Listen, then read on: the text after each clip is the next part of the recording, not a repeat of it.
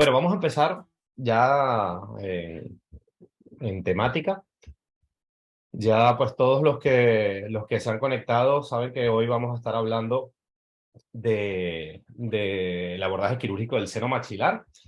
Bueno, de nuevo está agradecerles a todos los que se han conectado y que nos regalan un poquito de su tiempo para discutir entre colegas pues lo que hacemos nosotros en este tipo de abordaje. Los que nos conocen ya saben quiénes somos. Vamos a hacer un pequeño resumen de aquellos que no nos conocen. Ángel y yo nos formamos como odontólogos en la Universidad de Santa María, en Caracas, Venezuela, en nuestro país. Y allí también en Venezuela nos formamos en el Hospital General del Oeste como cirujanos maxilofaciales. Luego estuvimos un tiempo de profes en la universidad y en el posgrado. Y una vez que decidimos venirnos a España, empezamos nuestra formación en lo que es cirugía regenerativa exclusivamente. Empezamos con cirugía regenerativa de los tejidos duros y cirugía regenerativa de los tejidos blandos con el doctor Urban, con el doctor Giovanni Zucchelli, el doctor Luca de Stávola, entre otros que la verdad la formación con este tipo de profesionales es de un alto nivel y la verdad es que estamos altamente agradecidos con haber tenido esa oportunidad. Y posterior a esta formación empezamos una práctica diaria exclusivamente en cirugía regenerativa, también de tejidos duros y blandos, por supuesto con un fin implantológico, ¿vale? La intención de cualquier cirugía regenerativa es poder colocar un implante en la situación ideal y conocer pues, todas las variantes y posibilidades de las técnicas quirúrgicas para que estas cirugías regenerativas sean acordes y correctas. Fundamos nuestra pequeña academia, es una academia de formación exclusiva en cirugía regenerativa y le pusimos como nombre Biologics, porque la biología es la que manda en absolutamente todo en lo que respecta a regeneración tisular. Pues en el webinar vamos a hacer unos breves pasos por lo que son generalidades, diagnóstico y planificación. Y por supuesto hablaremos de técnicas quirúrgicas, lo que nosotros hacemos y las complicaciones que tenemos. Al final, la intención del webinar es poder pues, mostrar y hablar lo que nosotros hacemos. Seguramente hay gente que lo puede hacer diferente y es absolutamente comprensible y entendible y eso es lo bonito de esto, que hay muchas formas de hacer las cosas y de hacerlas bien. Así que si quieren aportar, pues estamos abiertos a aportaciones también. Hablando entonces un poco de lo que son generalidades, tenemos que saber o entender que la posición tridimensional de un implante es lo que va a delimitar todo lo que es nuestra cirugía regenerativa. Entonces, esta posición va a requerir de un volumen óseo adecuado para que el implante esté en la posición ideal. Así como cuando hacemos cirugía implantológica, la base fundamental es dónde va a quedar el diente, protésicamente hablando, desde el punto de vista regenerativo, pues lo que importa es dónde va a quedar esa prótesis para saber dónde va a quedar ese implante y entonces allí entender esa cantidad de hueso necesaria para que ese implante esté en esa posición. Olvidarse del concepto de poner el implante donde hay hueso. Es tratar de devolver la anatomía perdida para que el implante esté donde debe estar. Evitando este tipo de manifestaciones quirúrgicas. Es decir, nos llegan muchos casos con implantes excesivamente angulados o implantes tratando de evitar la cavidad sinusal. Y a pesar de que sí, cuando nos empezamos a formar como odontólogos, la cavidad sinusal es el coco. La cavidad sinusal le tenemos un poco de respeto, no hay que tenerle miedo, pero hay que conocerla, hay que entenderla y poder abordarla porque es un procedimiento dentro de lo que cabe relativamente simple. No tiene sentido este tipo de procedimientos implantológicos con implantes tan angulados que biomecánicamente sabemos a día de hoy que no funcionan bien en el tiempo y que la cercanía entre ellos también va a hacer que haya pérdida ósea. Por tanto, no tiene sentido este tipo de procedimientos simplemente por evitar un tratamiento quirúrgico de la cavidad sinusal. El abordaje quirúrgico del seno realmente es un procedimiento simple, ¿vale? Es un procedimiento simple. más no sencillo. No quiere decir que sea sencillo de realizar, pero tiene una curva de aprendizaje moderadamente mediana o larga, dependiendo un poco de la habilidad del operador, pero que cualquiera tiene la capacidad de poder realizar este tipo de procedimientos sin ninguna duda. Siéntanse cómodos con la cavidad, entenderla y que sepamos que cualquiera de nosotros va a poder realizar este tipo de procedimientos. Desde el punto de vista anatómico, pues ustedes saben mucho más que nosotros de anatomía del seno maxilar, sin ninguna duda. Es una cavidad que todos conocemos, por tanto, no vamos a ahondar en detalles con respecto a las características anatómicas propias, pero sí vamos a hablar de esa membrana sinusal, esa membrana de Schneider que recubre internamente el seno, que tiene como función principal la producción de moco y llevar con los cilios este moco a la cavidad nasal desde el punto de vista de lubricación. Ahora, esta cavidad, perdón, esta membrana, a pesar de ser tan específica, es una membrana que clínicamente es excesivamente delgada. Y al ser tan delgada es de difícil manipulación, es decir, una membrana muy delicada. Para poder acceder a esta membrana, claramente tenemos que atravesar bien sea una pared ósea o bien sea el piso óseo del seno y poder acceder a ella y empezar su manipulación. Ahora, si vamos un poco a lo que dice la literatura con respecto a estas paredes óseas, vemos que existen rangos muy amplios que describe la literatura con respecto al espesor de esta pared. Pared que puede ir desde medio milímetro hasta 2 milímetros o inclusive de mayor espesor. Por tanto, desde el punto de vista clínico, este tipo de artículos, a pesar de ser muy interesantes, clínicamente tiene poca repercusión, porque con rangos tan amplios es complejo poder detallar lo que vamos a realizar nosotros desde el punto de vista clínico. Otros estudios más complejos o más específicos que describen estos espesores, separándolo por zonas, por alturas o incluso por sexo, que tampoco tiene una relación clínica que nos pueda permitir una importancia, exacto, protocolizar un procedimiento.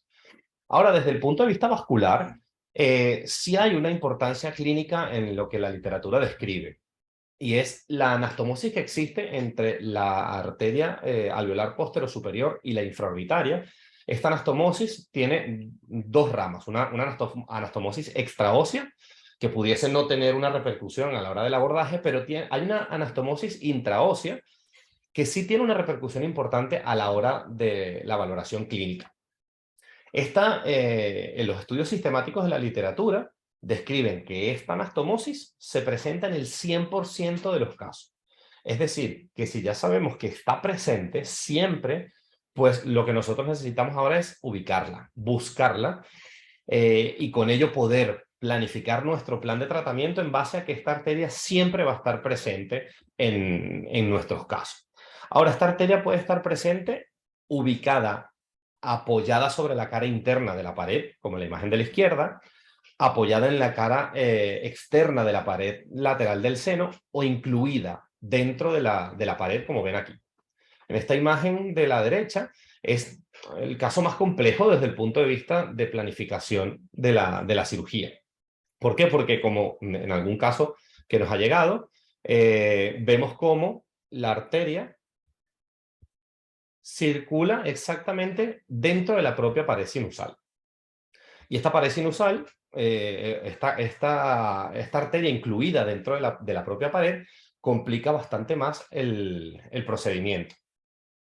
Entonces, en este caso que tenemos, tuvimos la complejidad de que esta arteria estaba allí ubicada, pero ya sabíamos su recorrido y ya sabíamos su ubicación. Por tanto, nos fue mucho más sencillo acceder a través de la pared y poder ubicarla.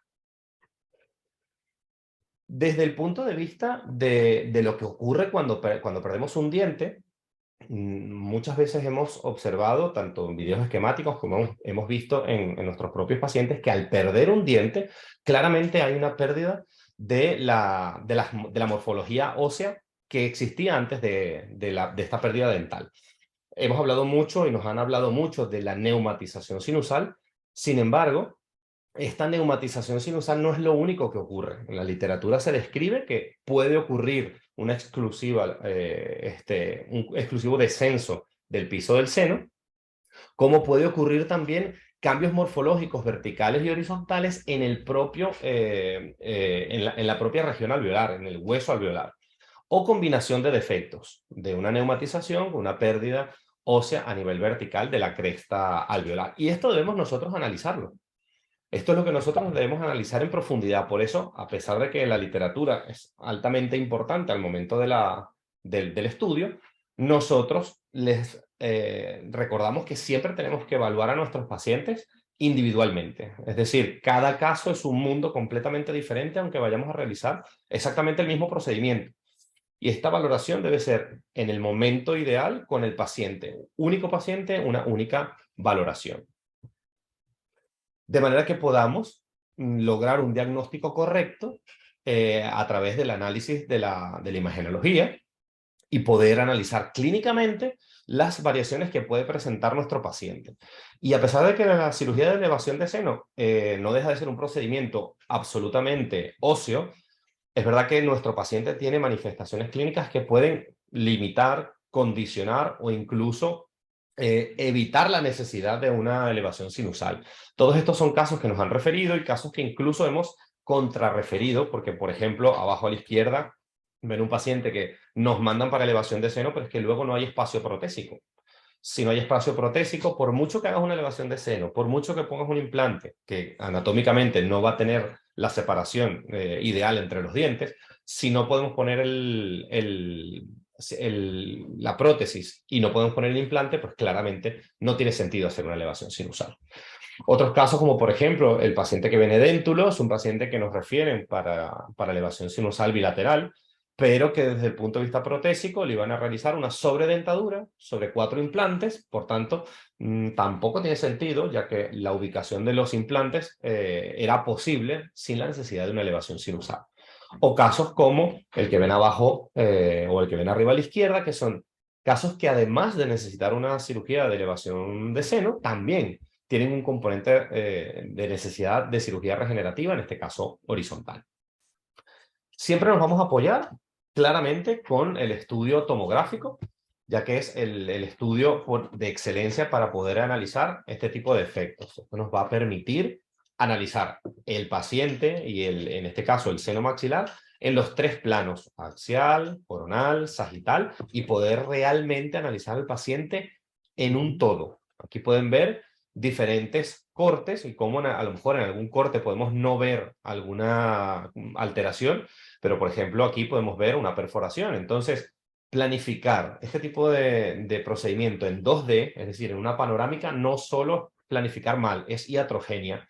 En el año 2023, que ya estamos, pues claramente todas las clínicas o casi todas las clínicas o cerca de tu clínica hay un centro radiológico que tiene una tomografía. O sea, no tiene ningún sentido y lo digo porque ocurre, no porque no los cuenten. Ocurre mucho que hay cirujanos osados que se tiran a realizar este tipo de procedimientos mediante una planificación bidimensional. Ahora, una vez que tenemos un análisis anatómico tridimensional, la literatura nos describe amplias clasificaciones sencillas, como la que ven a la izquierda, con senos delgados, anchos o promedio. Otras que nos clasifican el seno de manera mucho más compleja, es decir, con una clasificación mucho más compleja, pero que luego volvemos a la misma interrogante. Desde el punto de vista clínico, no tiene una significancia, porque no nos va ni a predecir la clasificación, el procedimiento, cómo lo vamos a realizar, o las posibles complicaciones, o incluso tampoco protocoliza la forma de abordar el seno. Este artículo nos pareció sumamente interesante porque describe que hay tantas diferencias en las anchuras de los senos maxilares que esa variación tan amplia no permite realizar una clasificación útil. Y eso es lo que estábamos hablando. Al tener tantas variaciones anatómicas, debemos analizar a nuestro paciente de manera individual y no buscar clasificaciones que no nos permiten clínicamente un procedimiento o protocolizar un procedimiento. Sin embargo, este artículo, a pesar de que habla del espacio que hay entre las paredes lateral y medial, categoriza más bien la importancia que hay en la osificación del producto que nosotros hemos incluido dentro del seno. Llámese biomaterial, llámese hueso autólogo o combinación. Mientras más cerca estén las paredes entre sí, mayor formación ósea nueva vamos a conseguir. Por tanto, esto nos puede ayudar no solo al momento de la planificación del material, sino también el tiempo que debemos esperar para que esa osificación sea mayor. Más separadas las paredes, más tiempo para que haya una mayor formación de hueso nuevo. Volvemos a lo que dijimos desde un principio. Es un estudio individualizado mediante el estudio del CBCT y la clínica del paciente.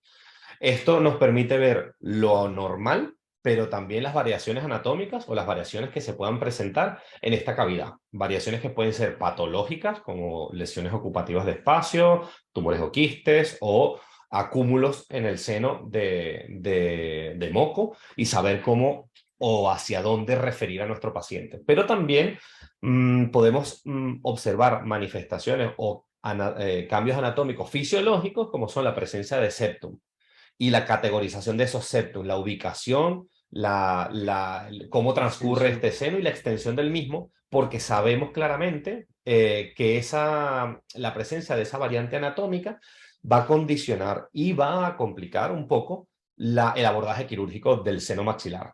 ¿Vale? Entonces, la presencia del septum es sumamente importante de analizar al momento de analizar nuestra tomografía. Vale. Vamos a continuar un poco hablando de lo que es la planificación, ya como bien lo explicó Rafa en la parte inicial, todo parte de un buen diagnóstico, pero también todo parte de una buena planificación. Y esta planificación nosotros la entendemos a partir de esta premisa, que es que la elevación, o la mejor elevación del seno es la que no se realiza, ¿vale? La elevación del seno perfecta es aquella que no se realiza. Obviamente, si nosotros podemos tener las herramientas para evitarle al paciente una elevación de seno, pues obviamente va a ser mejor. Pero ¿de qué va a depender esto? Va a depender de que si tenemos hueso o no para poder realizar la colocación de los implantes con respecto al piso del seno maxilar. Esto, hablándolo con Rafa un poco, sabemos que es un poco subjetivo. Lo que para él es una cantidad suficiente, a lo mejor para mí no es una cantidad suficiente.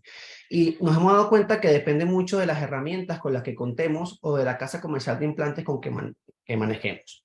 Sabemos que hay casas comerciales de implantes que nos facilitan o nos dan la posibilidad de manejar implantes cortos o extra cortos que van de 4 a 6 milímetros, o casas comerciales en donde la longitud del implante mínima es de 8 milímetros. ¿Qué pasa? Si tenemos una cresta residual en altura de unos 6 milímetros y nuestro implante menor es de 8 milímetros, pues ya tenemos que pensar en que ahí vamos a hacer una elevación de seno. Pero si contamos con un implante corto, en una cresta residual de 6 milímetros, podemos colocar un implante sin necesidad de elevar el seno. Esto lo podemos poner como ejemplo en este caso. Este es un caso que nos refirieron para hacer la extracción inmediata del molar con la colocación del implante y una elevación de seno que inclusive le habían presupuestado con abordaje lateral. Pero cuando analizamos la tomografía vemos que tenemos una cresta residual de 6,5 milímetros de altura.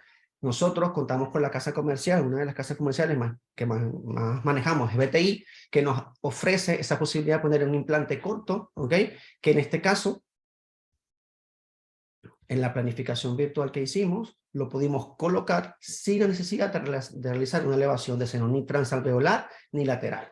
Ahora, si analizamos un poco lo que ha hablado Rafa anteriormente, si en este caso hubiéramos hecho un abordaje lateral, tenemos aquí características ya mencionadas como la presencia de la arteria a este nivel que viaja internamente a la pared lateral del seno. ¿Qué pasa? Si nosotros pensamos en hacer un abordaje lateral, ya sabemos que esto puede ser una posible complicación al momento de realizar la anatotomía.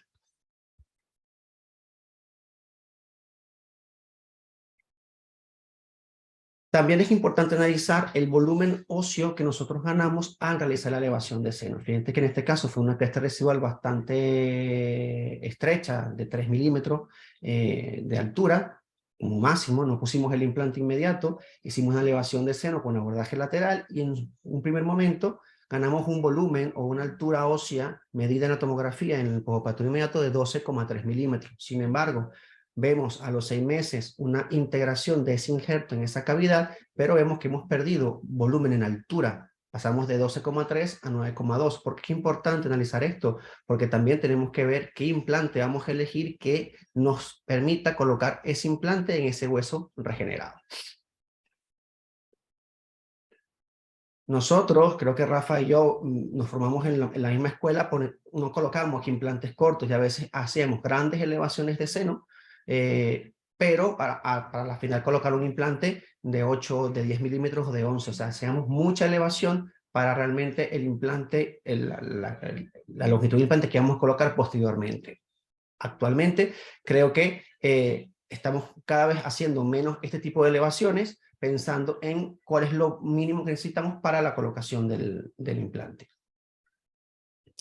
También pensar, obviamente, en lo que es la posición tridimensional del implante cuando vayamos a hacer una elevación de seno. Cuando tenemos unas crestas residuales muy cortas, de menor de 2 milímetros o de 1 milímetro inclusive, probablemente tengamos asociado una pérdida ósea en sentido horizontal o inclusive en sentido vertical. ¿Qué pasa? Que a veces no solo basta hacer la elevación de seno, sino que también tenemos que pensar en hacer una regeneración ósea horizontal simultánea a la elevación de seno para después poder colocar el implante en una posición tridimensional correcta. En nuestro módulo de regeneración ósea horizontal, que es uno de los módulos de nuestra academia, pues vamos a manejar tipos de técnicas de elevación de seno maxilar simultáneos a regeneraciones óseas horizontales. Cuando hablamos de técnicas quirúrgicas, básicamente vamos a tener dos, que es la que todos hemos manejado. La técnica quirúrgica abierta o la elevación de seno con ventana lateral, y la técnica cerrada, por decirlo así, que es el abordaje crestal o la elevación de seno transalveolar. Cuando hablamos de biomateriales, tenemos, ya sabemos que en cualquier tipo de cirugía regenerativa tenemos varias opciones con respecto a los injertos óseos o los biomateriales, y sí podemos combinar eso con una cobertura, ya sea con una membrana colágena o una membrana reabsorbible, que nos vaya a cubrir esa ventana en caso de las ontotomías laterales.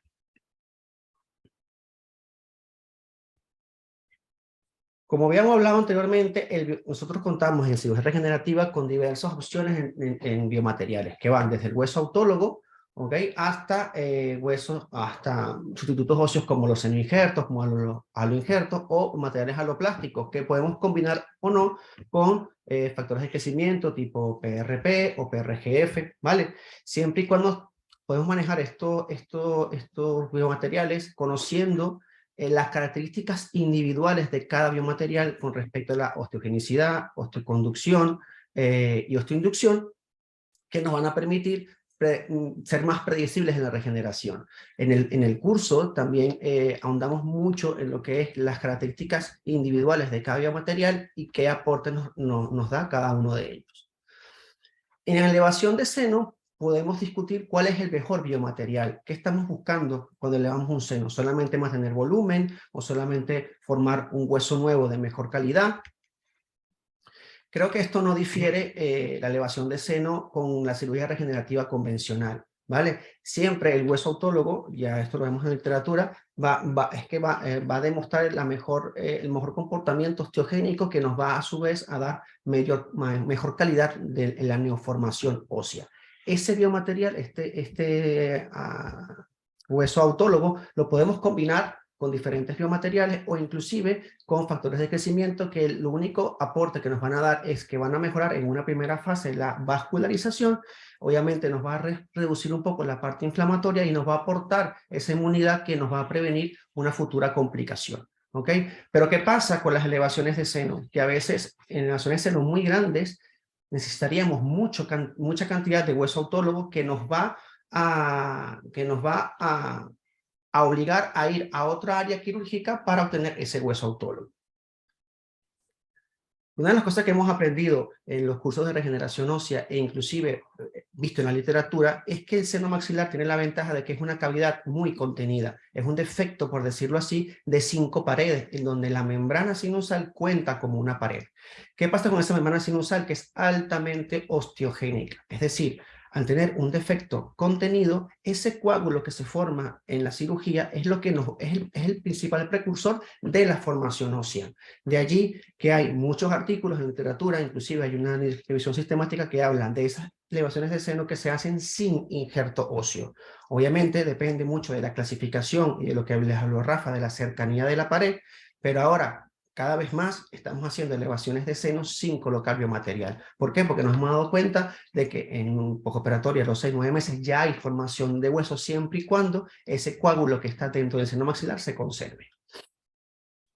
Como ven en la fotografía de la imagen derecha, esto fue un estudio que se hizo en primates en donde se hizo elevaciones de seno de hasta 4 milímetros y en el postoperatorio, en la tomografía, en los cortes histológicos, ven que hay una formación ósea entre la membrana del seno y la superficie del implante, sin usar ningún tipo de biomaterial.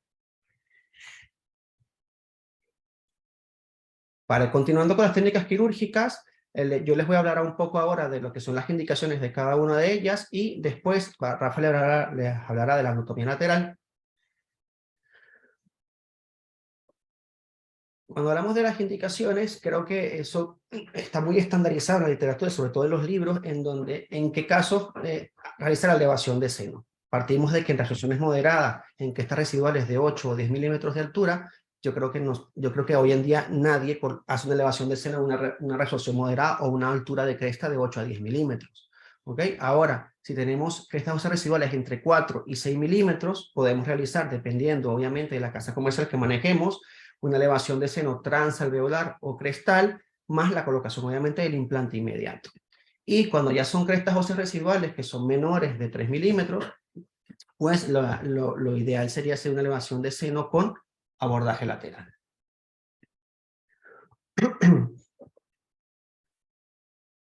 El abordaje crestal surge como una alternativa al abordaje lateral y lo describen como una simplificación del procedimiento. Aquí yo creo que diferimos un poco porque no es que sea una técnica más simple, sino que el paciente tiene un mejor postoperatorio porque evitamos grandes abordajes quirúrgicos o grandes colgados. Sin embargo, en la técnica del abordaje crestal no tenemos una visión directa de la membrana sinusal. Por tanto, si no elegimos bien el caso, esta técnica, más allá de simplificar el proceso, lo puede complicar. La ventaja de esta técnica es que podemos colocar el implante inmediato, ¿ok? En huesos residuales entre 3 milímetros o más, ¿ok? Y nos permite una elevación promedio de entre 3 a 4 milímetros. Ya lo dije. Obviamente, el abordaje crestal está contraindicado en presencia de septum, es decir, cuando tenemos un septum que está en el sitio donde vamos a hacer la elevación, pues no lo podremos hacer. Y en pacientes fumadores, ¿por qué? Porque sabemos las complicaciones sistémicas a nivel de irrigación que presentan los pacientes fumadores. Y la membrana sinusal también presenta cambios, sobre todo en el nivel de la elasticidad, por lo tanto es una membrana que es más propensa a perforar. ¿Qué instrumental usamos en este tipo de abordajes? Pues los osteotomos, que creo que lo hemos usado, creo que se usan desde toda la vida, y dependiendo de los sistemas que usemos de elevación de seno, tenemos kits para elevación de seno transalveolar, como son las fresas de corte frontal, o los kits que presentan para hacerlo con presión hidráulica, que poco yo lo he hecho, pero que también está bastante reportado. En la fotografía de la izquierda ven lo que es un osteotomo con sus marcas de altura, que dependiendo de la altura en la que esté residual vamos a usar uno u otro para ir poco a poco expandiendo y elevando esa membrana sinusal. Y en la fotografía de la derecha vemos las fresas, son unas fresas de corte frontal que usamos con el sistema de BTI para elevación transalveolar. Esto es un poco un vídeo explicativo de lo que constan estas fresas. Empezamos nuestro protocolo de marcaje para la colocación de nuestros implantes. Si podemos hacerlo luego del marcaje inicial con fresado biológico para recolectar el mayor hueso autólogo para posterior usarlo en la elevación. Ven cómo estamos usando aquí, o se está usando la fresa sin irrigación, y aquí estamos usando las fresas de corte frontal. ¿Cuáles son las ventajas de esta fresa? Que a medida que van profundizando, se van llenando de hueso, y la parte activa impide que siga avanzando. ¿Qué quiere decir? Que cuando estamos cerca de la membrana sinusal, esta fresa nos va a impedir perforar la misma, ¿vale? Fíjense en la fotografía de la derecha cómo está ya el lecho quirúrgico creado, ¿vale? Con la membrana sinusal de fondo, y aquí podemos, con instrumento Romo, poder elevar un poquito la membrana y ir compactando paulatinamente el biomaterial. Casos que no hacemos con este tipo de fresas, sino hacemos como lo hacíamos antes, que son con expansores quirúrgicos Romos. En este caso hicimos una extracción de un molar superior para la colocación del implante inmediato. Fíjense ya aquí el abordaje, el lecho quirúrgico creado y el implante colocado, y van a ver que la tomografía es un implante que probablemente hoy en día pondría un implante más corto, pero en este caso lo planificamos con una elevación transalveolar a través del septum sin ningún tipo de biomateria. La combinación de solamente factores de crecimiento en la fase de la colocación del tapón de cicatrización, ¿ok? Y el resultado a los 6 meses de haber realizado la elevación transalveolar y la colocación del implante. En la literatura se describe que las elevaciones transalveolares, inclusive las abordajes laterales, tienen una tasa de supervivencia muy alta, inclusive sin biomaterial. Entonces, la pérdida marginal que hace que hay una elevación de seno no difiere cuando uno hace una colocación de un implante sin elevación, ¿vale? Entonces, los rangos se manejan dentro de los mismos porcentajes. Ahora, con respecto al procedimiento de la antrotomía lateral, es un procedimiento que desde el punto de vista quirúrgico es un poco más complejo. Sin embargo, como decía Ángel, es una técnica que nos permite poder observar directamente lo que estamos haciendo, y eso para mí creo que le quita dificultad. Al contrario, lo hace relativamente más simple.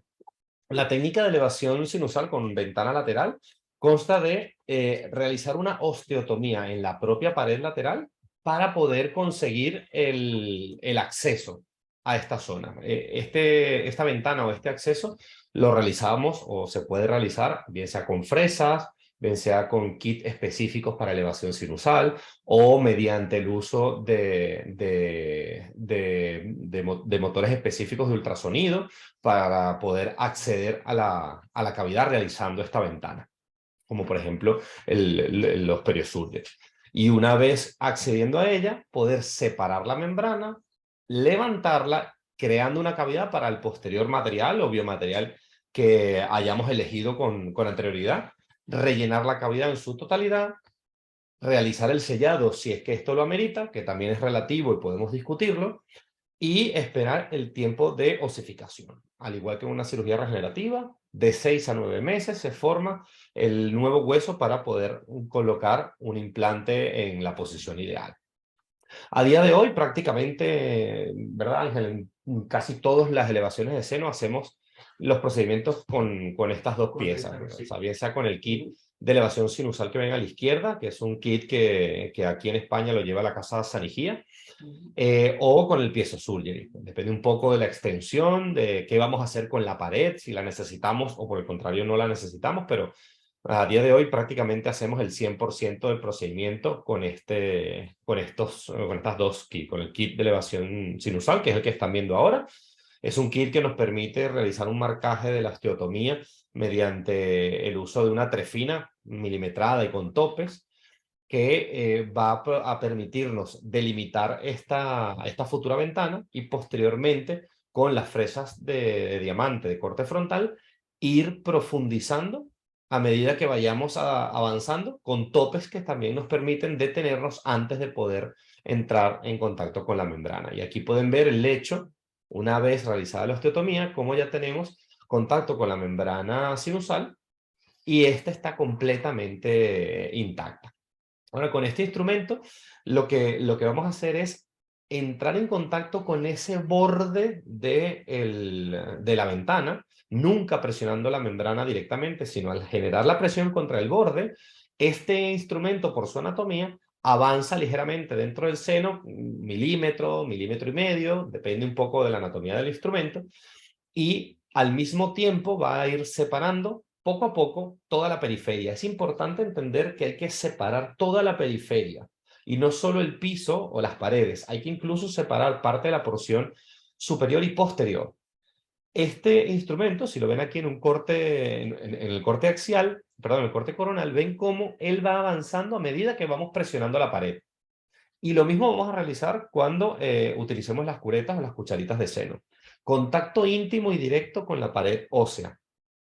El ir utilizando estas curetas, tocando siempre la pared ósea, lo que hace es limitar la posibilidad de ruptura de la membrana. Pero ojo, es importantísimo que podamos sentir claramente que estamos tocando hueso, avanzar sobre este hueso y que ese avance sea en la periferia completa de la osteotomía. Recordar que la mayor cantidad de perforaciones se produce en la región posterior-superior.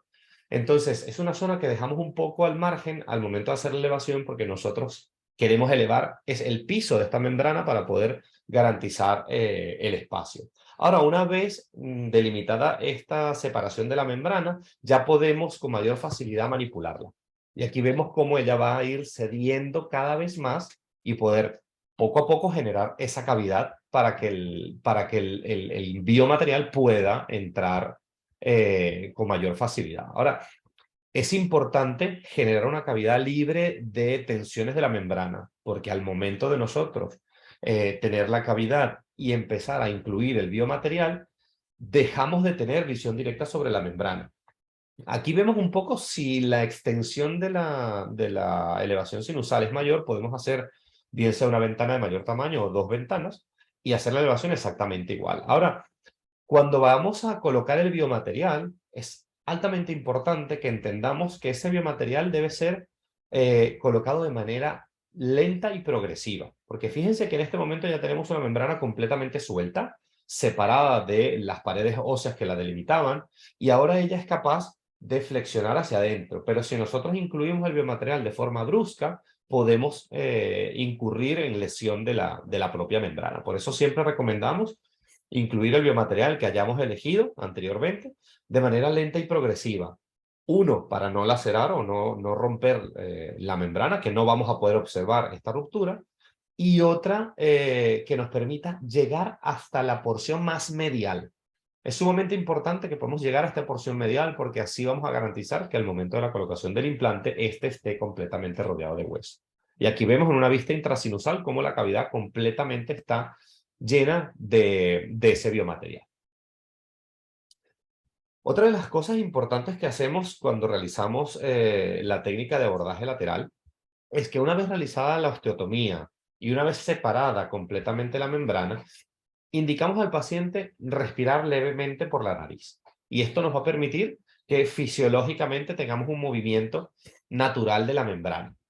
Y este movimiento natural nos garantiza que no hay ningún tipo de perforación. Al momento de ver una perforación, esta membrana no tiene capacidad de desplazarse, no se mueve. Fíjense en esta cirugía, una cirugía donde tuvimos que realizar una osteotomía de mayor tamaño. El paciente, al realizar la ventilación mecánica, es capaz de movilizar fácilmente esta membrana. Y ahora nos queda la cavidad perfecta para poder incluir ahí dentro el biomaterial.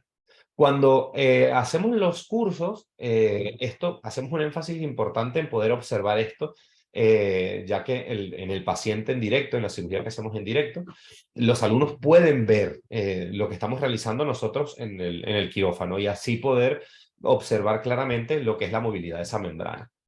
Pero también al rotar con nosotros durante el año siguiente de ese curso, esto lo van a estar viendo constantemente porque acceden a cirugías con nosotros durante todo ese año.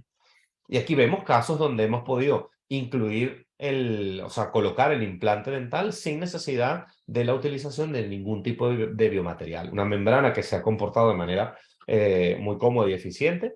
Y ahí ven el ápice de este implante y el coágulo como empieza poco a poco a adherirse al implante. La membrana completamente sin ningún tipo de lesión. Otros casos clínicos que les podemos mostrar donde podemos haber hecho algo diferente y es, por ejemplo, en este caso, hacemos la eliminación de la ventana, pero nos quedamos con ella, de manera que nos sirva una vez realizado la inclusión del biomaterial, poder utilizarla como una nueva pared, un nuevo sellado, utilizando senocrilato quirúrgico, de manera que ella se queda completamente firme y estabilizada. Ahora, ¿es necesario el sellado de esta cavidad, bien sea con una membrana de fibrina, una membrana de colágeno o incluso la propia pared? Bueno, en la literatura claramente describen que necesario como tal no es. En senos estrechos es un poco más complejo porque a veces sí hay una pequeña inclusión de tejido blando, pero el comportamiento general no es necesaria absolutamente la colocación de una membrana de sellado. En este caso, aquí vemos cómo colocamos los dos implantes de manera inmediata. Aquí sí colocamos biomaterial y vemos en el posoperatorio inmediato la colocación de esos dos implantes. Otra de las variaciones, por así llamarlo, de la técnica es que mantenemos la pared unida todavía a la membrana y la porción superior, como ven aquí, hacemos pequeñas osteotomías y no la terminamos por completo para hacer una pequeña fractura en tallo verde. Y esa fractura en tallo verde permite que esta antigua pared pase a ser ahora el techo de la nueva cavidad. Complica un poco más la elevación, pero en senos estrechos pudiese dar lugar a un techo, a un nuevo techo bastante útil y óptimo. Un relleno óseo, en este caso 100% con biomaterial, y el sellado con la membrana autóloga de fibrina con sistema de PRGF de BTI. Ahora, pues no todas las cirugías salen perfectas, pues claramente es una cirugía que puede tener sus complicaciones y que tiene sus complicaciones. Una cirugía que la complicación puede llegar, como van a ver ahora en los estudios de la literatura, a casi el 25%. Es decir, que una de cada 4 elevaciones de seno puede tener una perforación sinusal. Entonces, dentro de las posibles complicaciones, no solo tenemos que saber que existen, sino tenemos que saber cómo resolverlas. Hacemos mucho énfasis en esto en la parte práctica de los cursos, donde además de hacer la propia elevación de seno, podemos generar diferentes perforaciones para poder hacer los sellados dependiendo de la ubicación de la misma. Ahora, estas complicaciones nos las pueden limitar o podemos entender que pueden ocurrir mediante un diagnóstico bien profundo y una correcta planificación. No significa que con el diagnóstico vamos a tener menos complicaciones, pero por ejemplo, si nosotros realizamos una planificación en 2 dimensiones, claramente no vamos a ser capaces de ver ni el tamaño de nuestro seno, ni las posibilidades de presencia de septum, que algunos no se ven en las panorámicas.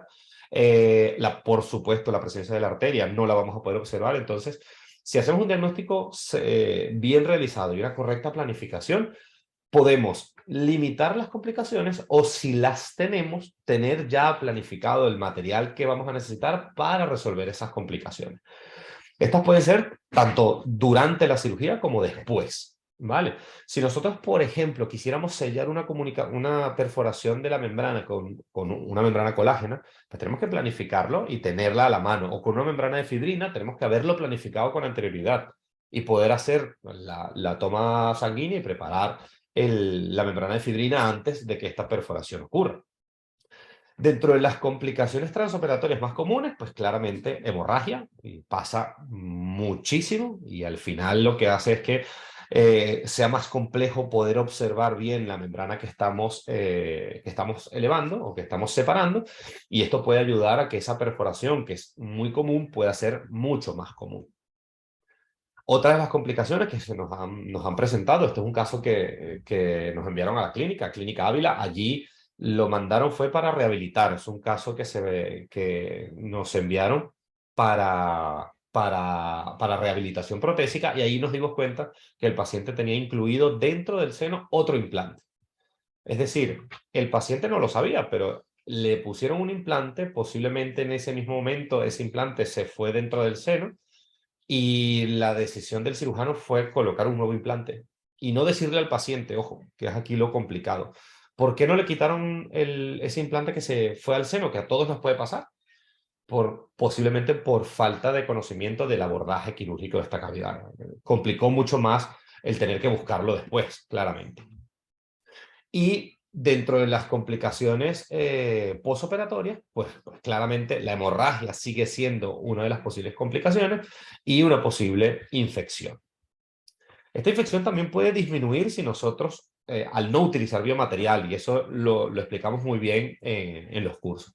Fíjense cómo en la literatura nos describen como la perforación de la membrana sinusal puede llegar a a estar presente incluso hasta en el 60% de los casos, sacando un promedio de 23,5 en cuanto al porcentaje de lo que hablábamos anteriormente. Una de cada 4 elevaciones de seno que ustedes van a hacer, que nosotros vamos a hacer, va a tener una perforación de la membrana sinusal. Por tanto, más que entenderlo como una complicación, creo que tenemos que prepararnos para que sea parte de nuestro tratamiento. Si hay una perforación, que sea algo que podamos resolver de manera habitual, ¿vale? Por supuesto, va a depender de la ubicación de la perforación, de la extensión de la perforación y de lo que tenemos a los lados. Pero bueno, aquí podemos hacer un webinar solo de qué hacer frente a una perforación, pero la práctica realmente es lo que va a producir que nosotros tengamos una mayor habilidad para el sellado, y la práctica solamente se da cuando hagamos elevaciones de seno. Inevitablemente esto va a ocurrir. Una de las formas que a mí más me gusta para poder hacer sellados de perforaciones de pequeño y de mediano tamaño es con membrana autóloga de fibrina, ¿vale? Yo utilizo el sistema de PRG Fendoret de la casa BTI, al igual que los implantes, y con ellos la verdad es que el sellado de estas perforaciones es bastante útil y práctico. Este es un paciente que nos refirieron después de varias extracciones complicadas, que posteriormente tuvo infección, y bueno, había un defecto importante que íbamos a regenerar al mismo tiempo que elevaríamos el seno, y fíjense el gran defecto que teníamos durante la manipulación de la membrana, pues hubo una perforación. En la imagen de la izquierda ven la perforación, y en la imagen de la derecha hemos colocado sobre esa perforación la membrana de fibrina autóloga. Y de manera inmediata el paciente puede volver a ventilar y la membrana vuelve a moverse de manera fisiológica. Se adhiere perfectamente al momento de colocarla. Pero claramente esto teníamos que haberlo planificado desde un principio. Si nos ocurre la perforación, no podemos en ese momento hacer la extracción sanguínea para esperar el tiempo y producir una membrana de fibrina útil. Es algo que ya previmos en el diagnóstico y por supuesto planificamos. Otra de las posibles tratamientos de una perforación es continuar con la separación de la membrana, y la flexibilidad de esta nos permite suturar parte de ella a la pared sinusal, sellando esta cavidad, o en perforaciones de tamaño mediano, de mayor tamaño, valernos también de la utilización de membranas de colágeno mantenidas firmes a la pared sinusal, bien sea con chinchetas, como aquí es este caso, o con sutura, pero que puedan sellar completamente la cavidad. Y al finalizar, pues nosotros le damos como indicaciones al paciente, primero la antibiótico-terapia, que empiezan desde el día antes de la cirugía para disminuir cualquier complicación. AINES posoperatorios, como 3 o 4 días, como mucho. Es una cirugía que, bien realizada y sin complicaciones, claramente tiene muy poca sintomatología al paciente. Es importante que mantengamos la vía aérea nasal bien humectada, y para eso indicamos solución salina. Esto va a hacer que se forme menos moco seco y que el paciente se le haga más fácil la ventilación y no produzca exceso de presión a nivel de la cavidad que hemos invadido. No soplar la nariz por 21 días. Esto también va de la mano de la utilización de la solución salina. Y toser y estornudar con la boca abierta. Parece un poco tonto cuando se lo decimos al paciente, pero es sumamente importante porque el estornudar o hacerlo con la boca cerrada puede aumentar la presión intrasinusal y hacer desgarres de la membrana. Al exponer al medio intrasinusal el biomaterial, puede haber infección del mismo y, por supuesto, perderíamos parte o la totalidad de ese biomaterial. Como en todas nuestras cirugías, nos apoyamos de antimicrobianos como la clorexidina en spray durante una semana, hasta que citamos al paciente para el retiro de suturas, que generalmente es entre 7 y 10 días. Pues nosotros queremos agradecerles. Es una charla, como les decía, entre colegas. Ángel y yo nos formamos juntos y hoy en día somos amigos y socios, y trabajamos prácticamente el 100% de nuestros casos de cirugías regenerativas en conjunto. no solo porque el trabajar con alguien que conozca el procedimiento te va a facilitar el propio procedimiento, sino que el transoperatorio es más reducido, las complicaciones son más reducidas y desde que trabajamos en conjunto, yo particularmente he disminuido las complicaciones en un porcentaje Bastante alto. bastante elevado. Y eso al final el paciente nos lo agradece. No está de más que aquellos que están en Madrid, pues nosotros queremos invitarles a nuestro curso modular de regeneración ósea. Son 3 módulos, uno de ellos es prácticamente como lo que hemos hablado, de elevación de seno, y también hacemos otros módulos de regeneración ósea horizontal y de regeneración ósea tridimensional.